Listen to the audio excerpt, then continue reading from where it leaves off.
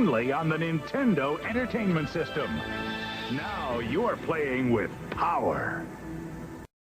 Hey folks, Crazy Climber 80 here again. And this time we're going to look at game number 11 in our 20 from the Nintendo Entertainment System series. And this is the first sequel in the Zelda series. This game had quite a bit of a change in the gameplay from the first game. In the initial one, it was just connecting rooms that only scrolled when you reached the edge. And here it's much more free-form, or free roaming. And this is the adventure of Link, or Zelda 2, the adventure of Link. This was released by Nintendo in 1988. And yeah, there are basically two modes of gameplay. There is a free roaming open area scenario in overhead perspective where you roam around and enemies can run into you. And then if you run into an enemy, it switches to side view action and much more close up. And that is also the perspective when you go into palaces or when you go into towns or into underground areas. Now this game does have, I guess, a little bit of divisiveness over fans' perspective of it. Some Zelda fans liked it, some Zelda fans didn't like it. I still think this is a solid sequel. I think the best thing about this game is the music. It's excellent. There it says 1987 Nintendo. I think it was released in Japan in 87, but everywhere else I think it was released in 1988.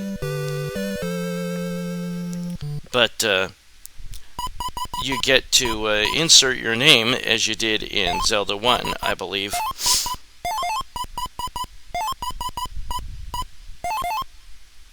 And you can have up to 8 letters. And now you choose the name that you created, and you get started.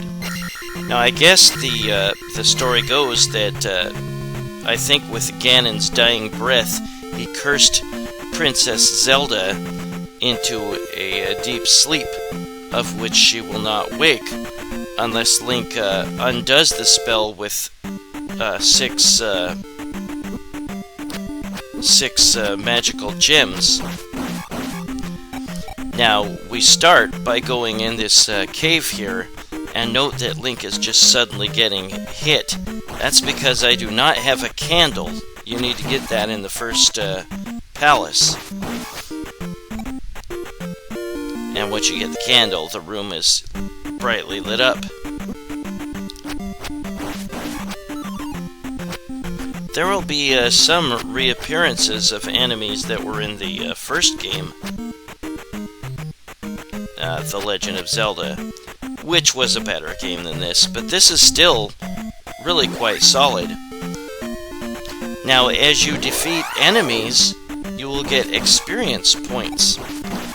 And there are 3 different statistics that you can fill up with those experience points. There is attack, magic, and life. And see, it shows your magic meter at the top left. And next to that is a sword icon, and it says 1. The sword is the attack. Magic is the magic statistic, and then at top center there was life, and that's the amount of life that you have. And when it runs out, of course, you lose life. And these are towns that I'm going into here. This is the town of Rauru. Stupid name. But you can talk to the townspeople.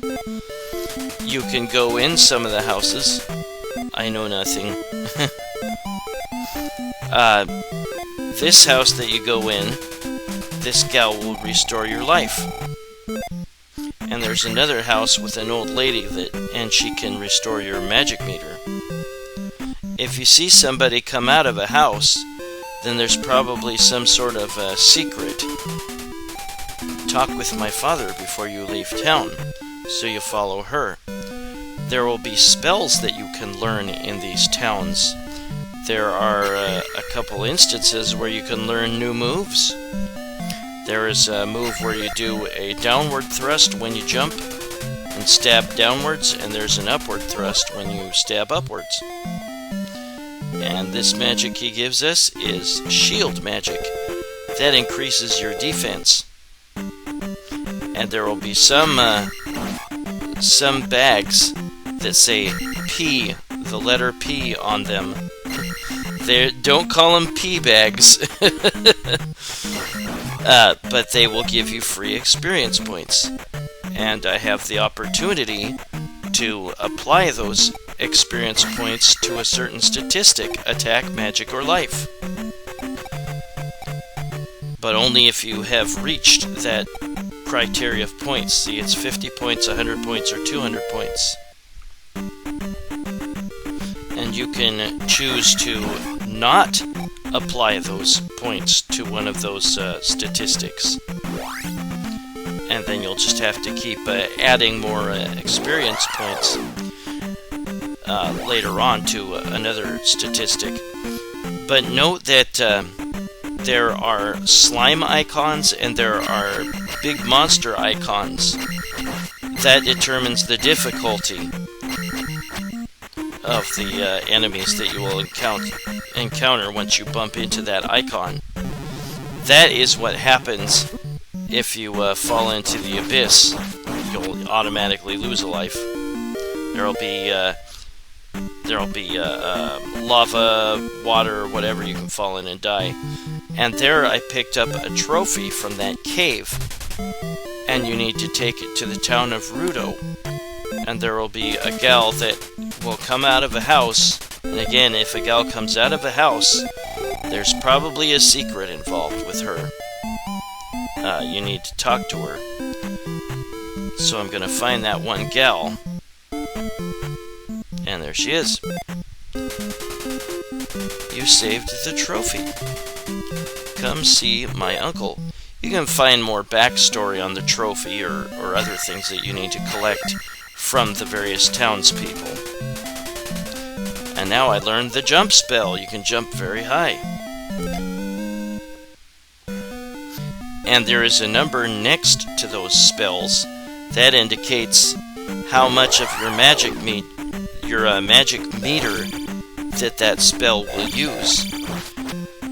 When Link has full perfect health, he shoots a little beam out of his sword. And once he takes a hit, he can't do that anymore until you refill your life meter all the way.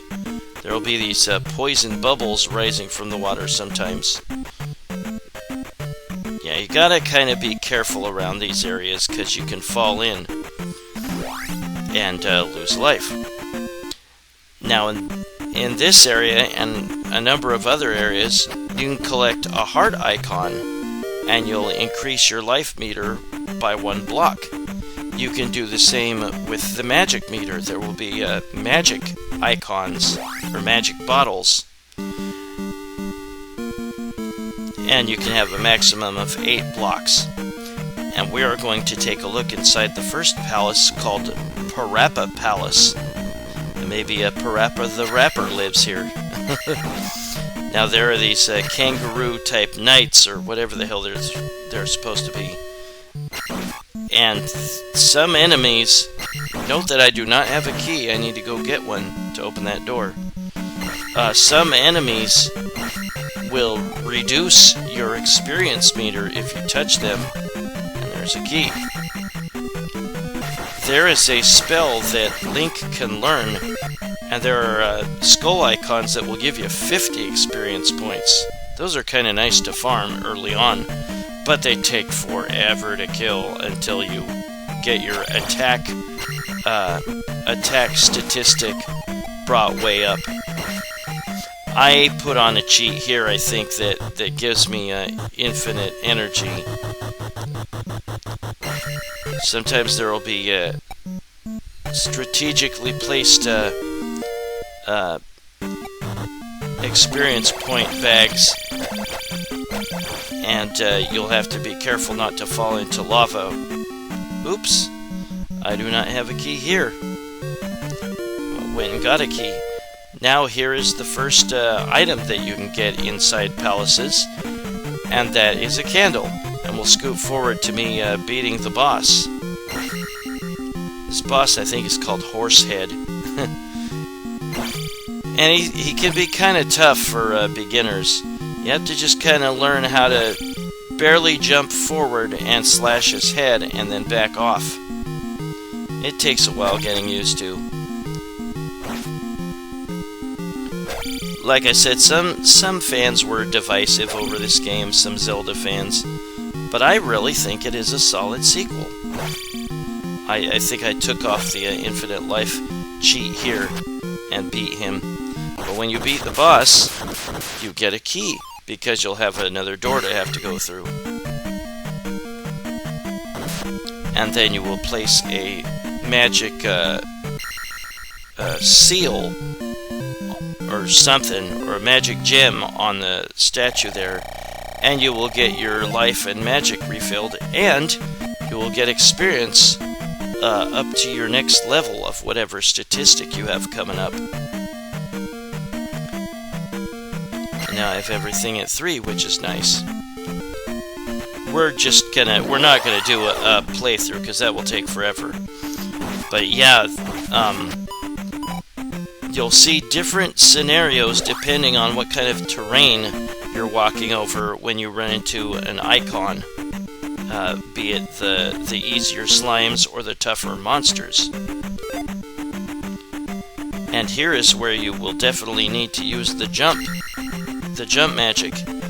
And you need to select a magic first by pressing start, and then make sure that you have it selected by putting the selection icon over it.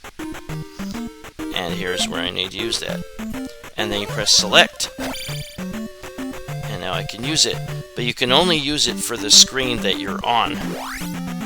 Once you leave that screen, then you don't have that magic activated. And sometimes you'll come across a fairy icon, and sometimes it'll appear with the monster icons that float about. Here is a bridge scenario. I hate these skull things. I think they drain your experience meter when you get hit by them. And some monsters will drain your magic meter when you hit them. Here's another town. Note that yellow terrain that I walk over, this gal says she lost her mirror, and you have to find it in one of the houses. And it's under this table. But when you walk over yellow terrain, then monsters cannot take you to a battle scenario. They may run into you, but you won't be fighting them. Oh, you found my mirror. Follow me. I get another spell to learn. Use this magic to restore your life. We're just going to look at the major important things along the way in the game, instead of doing a full playthrough, because that would just take forever. And they're here in the second area, swamp. You need to, or a forest area, you need to go to this guy to get a note. And there will be these type of scenarios surrounding the guy's house. His name is Bagu. And you need to go to this house to give this guy or the note from Bagu. And he will open up a bridge so you can go across.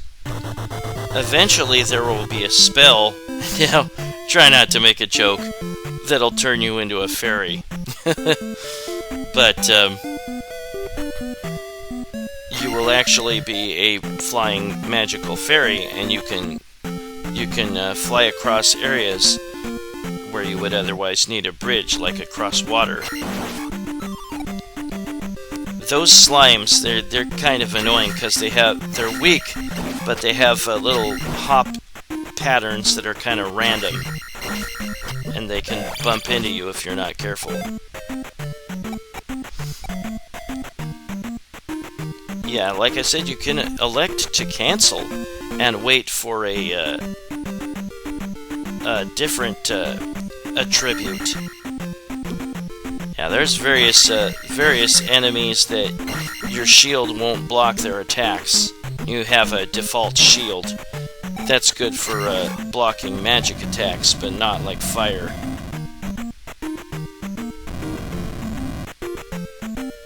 Yeah, you're gonna get hit a lot in this game, so you're probably gonna hear the hoop sound in your sleep that Link makes when he gets hit.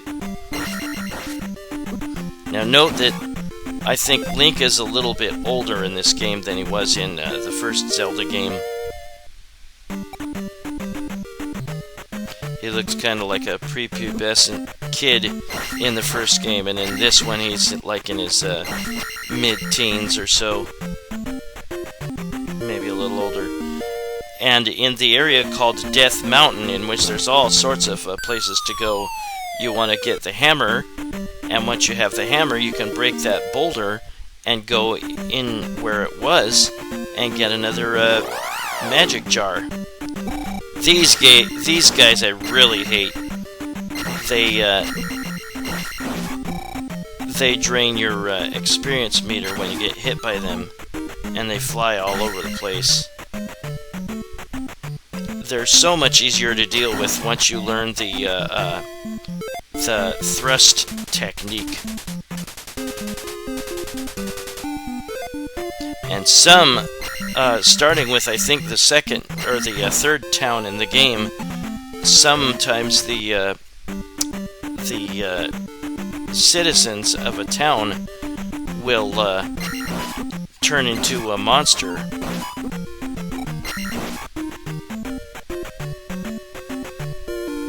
And this is the water of life that I am collecting, and you need to return this to a certain town.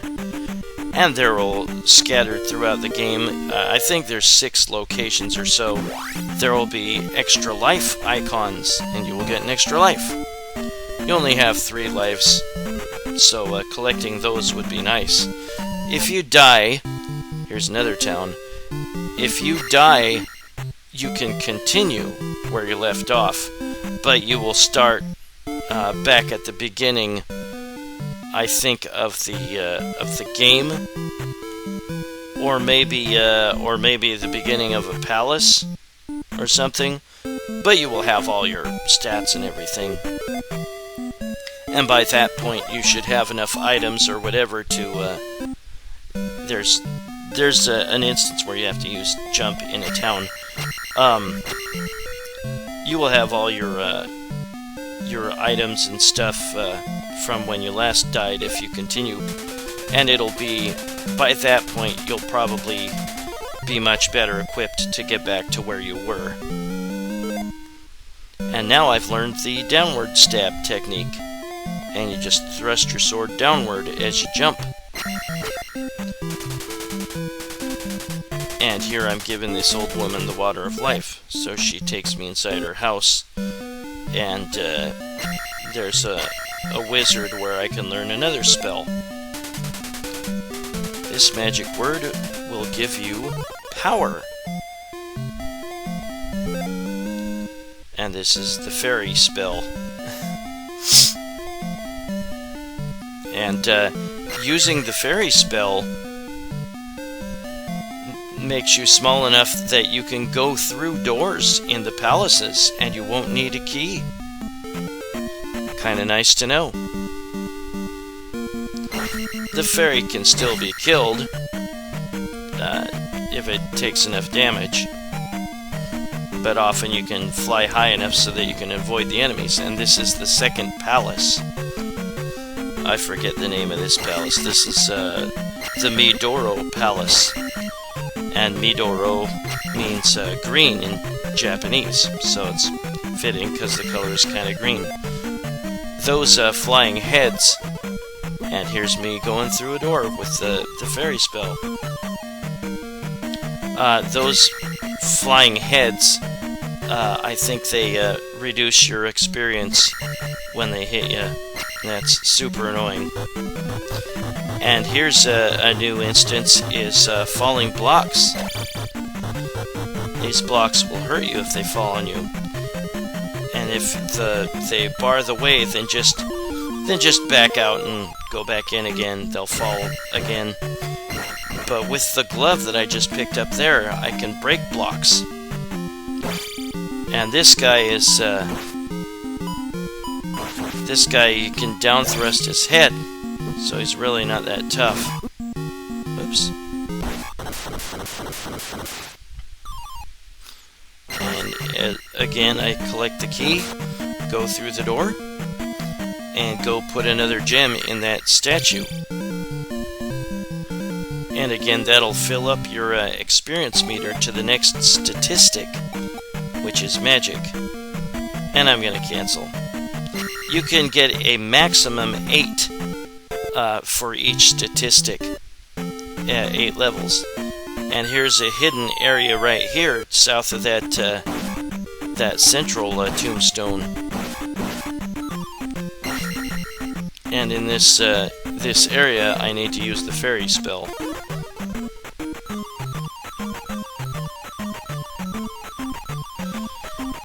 I have put on a cheat for infinite magic. Some of these spells will cost you a lot of magic, and if you run out of magic on your meter, or if it's too low to use a spell, then you can't use any more spells. But some enemies will release a magic jar, and in this third palace, I collect a raft. And that raft will allow me to go across the sea. And here's the third boss. And he is on a horse that will charge at you. And you use the down thrust. But don't use the down thrust too early. You want to do it at just the right time so that you'll be able to hit the knight's head. And eventually you'll knock the knight off. And he will shoot a bunch of daggers at you. And you'll want to do a jump slash just at the right time. These knights, there are yellow ones, red ones, and blue ones. Or orange, red, and blue ones. You need to jump at just the right time and do an attack. It's just something you gotta get used to. And there I've beaten the third palace. If you beat a palace but you didn't get the item inside, it'll stay open, it won't turn into a boulder. And here in this town, you need to give this gal some water. You go to the fountain and give it to her. And she couldn't just get it herself. She's not that far away, that's kind of stupid. But now you have a fire spell, and this will shoot fireballs out of your sword when you swing it, which is really cool. And this is the maze palace, or the maze area where the palace is. And in that particular spot, you need to go to collect this kidnapped child. And the child is just sitting there. I mean, maybe it's too afraid to try to get away. But then you need to take that child and bring it back to this town. And this town is the mountain town of Darunia. Note that there is a chimney there. And you need to go into the chimney, like Santa Claus. Not, maybe this chimney is the one. Oops. I'll have to jump on the other houses first. Can't jump on that one. There we go. Not all the houses you will be able to jump onto. In fact, very few, actually. But here is one that we need to go into the chimney.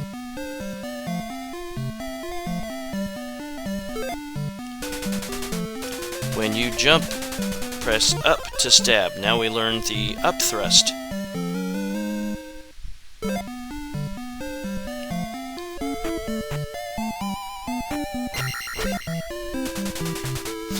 You are a hero for saving my child. Come. That's her child? He's pretty old. His magic will strengthen his shield. Now you have the spell that you need to beat the next area. And there I have boots of water walk.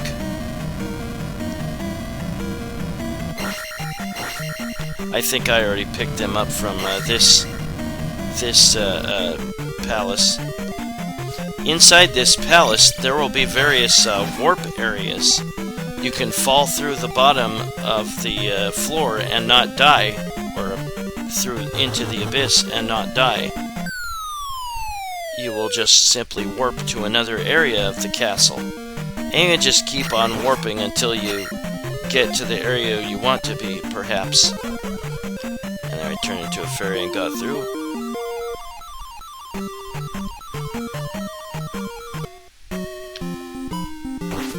But this is the reflect spell that I used. And you really need to go into the far left or the far right to avoid being hit by this guy, but you'll simply bounce his spell back at him and hurt him.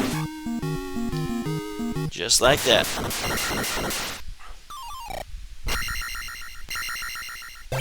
And there I put the gem into the statue. We'll scoot forward, and yeah, with the boots you can just walk across the water. It's limited though, you can't walk across every purchase of water, which is kinda lame.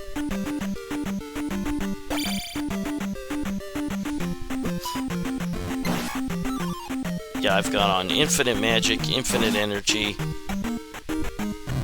There's some great game Genie codes we'll look at later on. And here is where you can definitely walk straight across with the boots. And I think there's an extra life icon somewhere around here, perhaps.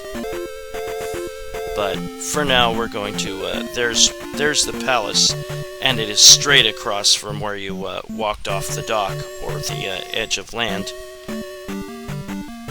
And we're going to look at some of this palace. See how quickly I kill those ghost heads now, or those skull heads now. You can't collect a key with the fairy. You still have to stab at it with Link. And now we have these guys that appear here just barely for a second. These guys are, I think, 200 experience points a pop, so definitely try to kill them if you can. Pretty nice. Yeah, here's those falling blocks again. And they'll allow you to get that key. That guy that floats around and drops the fireballs, he's good to kill because oftentimes he will give you a 200-point experience bag. Otherwise, he's only 50 points, which is still not terrible. And there is the flute. Kill the blue knight there. And the flute is important later on. We're using where there are sometimes false walls that you can go through. And we're going to kill this boss. This boss really isn't that tough. You need to slide in and do a quick stab and then back off. He's got like a ball and chain or a swinging mace. But once you get used to him, he's actually quite easy.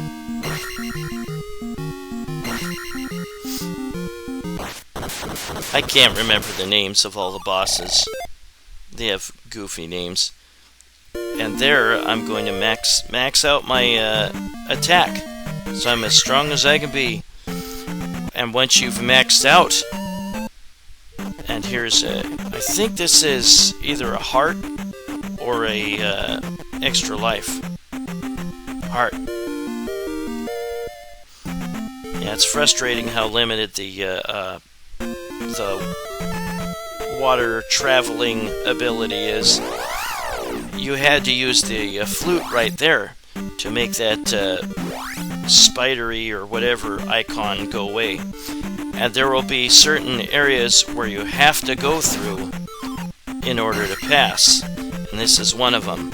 Although, if you can time it right, you can maybe go on an area where the monster icons will appear and make them run into you just as you go on to one of these areas, and then you won't have to go into that area. It's kind of hard to explain, but very useful feature. And here, these ghost things, you cannot see them. There is an item that I need to collect from one of the palaces. It is a cross, and then you will be able to see those ghosts. That's not the only reason you need the cross. Now watch out for these monsters if you're going across these dragon skulls or whatever when you're trying to go across a broken bridge, because they can knock you into an abyss or into water and kill you automatically. There's a scorpion. You can only kill him when his eye is open. And yeah, there's invisible ghosts or flying ghosts or whatever. And I cannot learn a spell in this area because I need to go get the cross. The town is dead. Look east in woods. It's a pretty bleak statement. The town is dead. It's like all your friends are dead. Game over.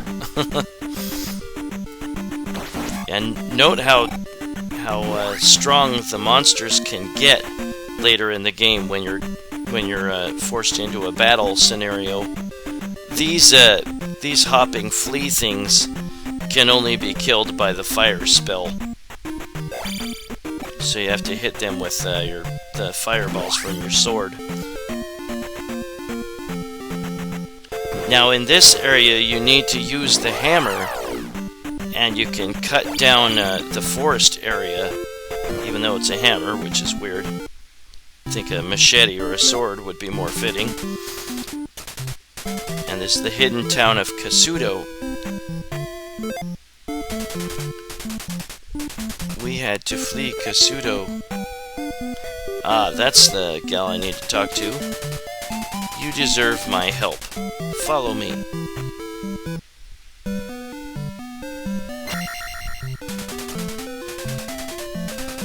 And you can talk to her, and she says there is a secret at the edge of town.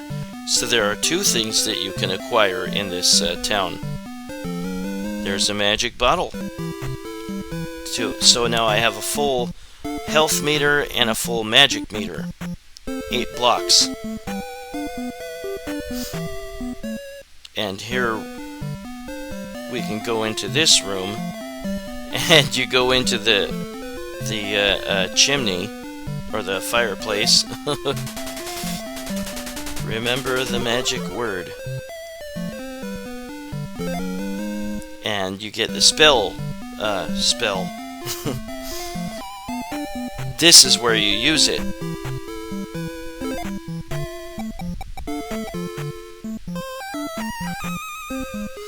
And you open up this new door.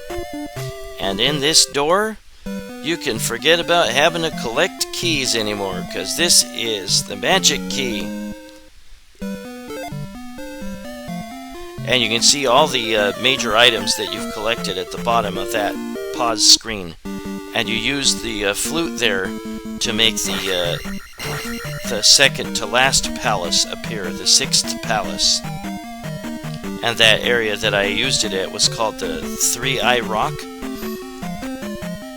And here is where you can fall into the abyss and warp to a different area. Sometimes you'll be just forced into one particular area, and there's another warp area.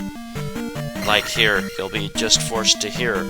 And sometimes you can just keep falling and choose to go to a different area. The final palace is called the Great Palace.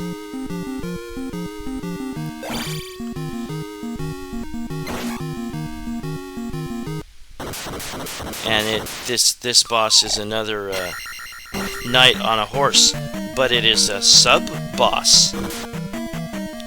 And it's protecting the cross. We we will start to see sub-bosses at this point. And there I fell into the abyss, and I can choose to keep falling until I get to the area where I want to be. And they'll just kind of repeat. Yeah, this is the one I want to go to. Again, the best way, and I was just kind of clumsy because I had infinite life. The best way, and notice that we have, by this point, we have slime generators. Eventually one of them will be blue, the drops, and it'll change into a blue slime. But it's a good idea to farm those flying orange ghosts, because they will eventually give you experience point bags for 200. There's another abyss. That, I think, is the area you wanted to go through. And you change into a ferry so that you can go over there to the right. And here is the boss of this second to last palace. And it is called, I can't remember what it's called, Parapa or something. You don't have to have the flaming sword. In fact, you can't even hurt him with a fireball from far away. It's kind of lame. But you have to wait until he gets by where you're at, and then it's sometimes hard to hit him when you do the high jump. It's easier to hit him when he descends back into the lava. Yeah, if you try to level up when you've already leveled up to 8, you will get an extra life instead. Kinda nice. And now we're gonna go back to this ghost town, and note that I can see the ghosts now. And now I can learn a spell now that I have the cross. Go down to this guy that said the town was dead. Well, it still kinda is. I can give you most powerful magic. And you will need this for the final boss of the game, or the second to last boss of the game. The second to last boss of the game is much harder than the first boss. Now you can use the spell here, and you can change those annoying guys that throw boulders at you from the fence into slimes. And there will be forced battle areas on this path to the Great Palace, and the Great Palace is the final palace of the whole game, and it is huge. It's much bigger than any of the palaces you've been in. But yeah, if you have enough magic points, you can turn into a fairy. I'll never not want to laugh at that one. But you'll have a long road to the final palace, the Great Palace. And these red enemies, you can only damage when their eyes are open, or when their eye is open. And that scorpion you can only hit when its eye is open. But we're just gonna scoot forward on our path to the Great Palace. You can duck and stand up and slash repeatedly, and sometimes you'll be able to get in a hit. If you did not have all the palaces before this beaten, then that little protective shield or force field or whatever would not open up. And we're just going to look at some of the new enemies that we have to face inside the Great Palace.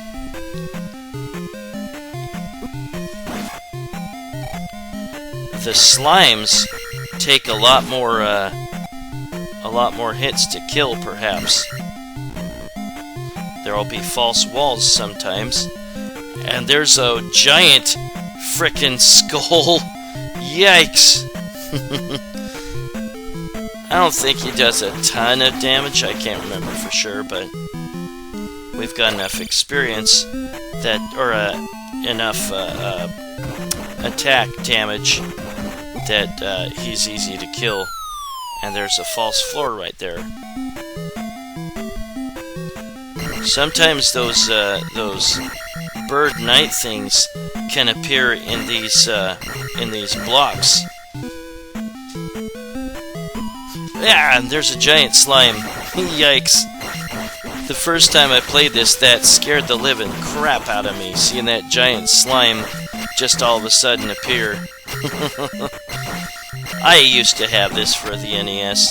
This was a lot of fun, I think. But like I said, this is the path you want to go. Another warp area.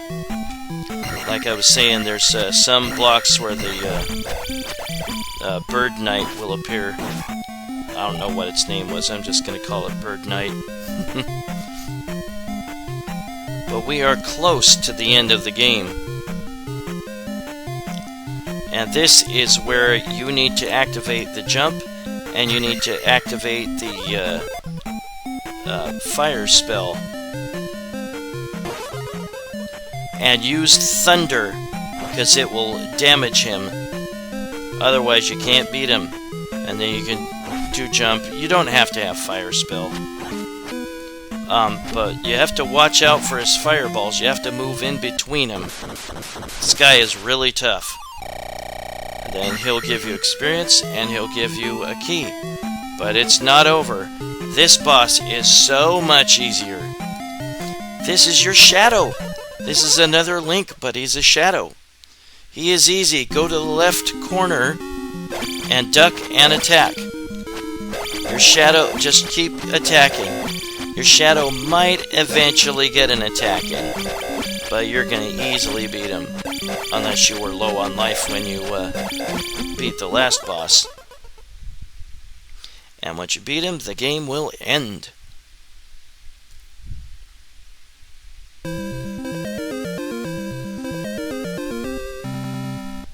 This is some of Nintendo's best work, music-wise.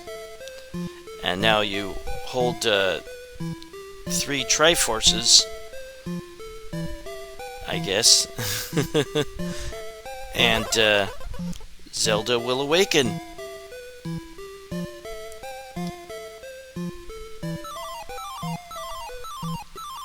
You saved Hyrule, and Hyrule is the land. And you are a real hero. And the curtain falls. And she gives him a little kissy. The end. Well, that is Zelda 2: The Adventure of Link. I think it might have been released for the Famicom in 1987, but generally released everywhere else, I believe, in 1988. Now we will see the staff for Zelda 2: The Adventure of Link. I was super impressed by this game. I mean, some fans just liked the aesthetics of the original a lot more than this one. I think this is a really solid sequel. I will admit that Zelda 1 is a better game, but this is still a lot of fun. Again, if you beat, or if you max out any of your levels, or any of your statistics, attack, magic, or life, and then you max it out again, or if you get to 9,000 more points, then you can get an extra life for using that statistic. And when you continue, if you press start to replay, you will have all your statistics and all your I think items from the palaces, and you learn the down thrust and up thrust. Here's a map of half of Hyrule. The western half, there's Death Mountain. There's the first area at the top center where you start out. There's the Island Palace, or something like that. There's the other half. There you see the Maze Palace in the top right. excuse me, and there's the 3-eye rock or whatever it was called at the bottom, and the final palace area to the bottom left. And when you run out of lives, excuse me, game over. Return of Ganon. His minions brought him back to life. And when I continue, start back there. And here's a neat trick. If you use a high jump in an area and then use the fairy spell when your head is halfway off the screen and you press left or right, you can fall into a weird area.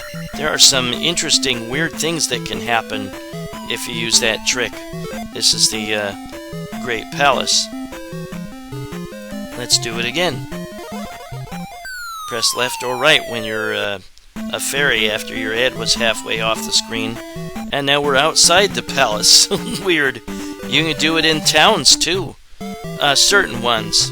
You have to get on top of a tall house and do the jump spell, and then do the fairy spell and press left or right when your head is off the screen. Huh? And there's a little kid coming out of a house. That's very unusual.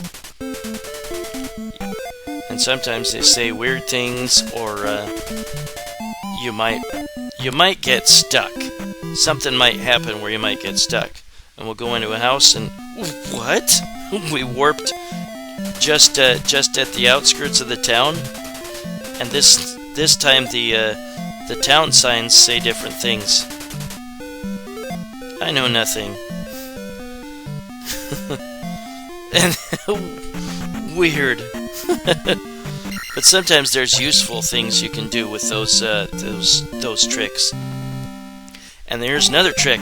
Pause when you're once you've beaten a palace and your experience points add up. Press up and A on controller 2, and then you can start a new game, start a new character. And that new character will start collecting the experience points that you earned with the other character. I'm going to select a new character. Register your name.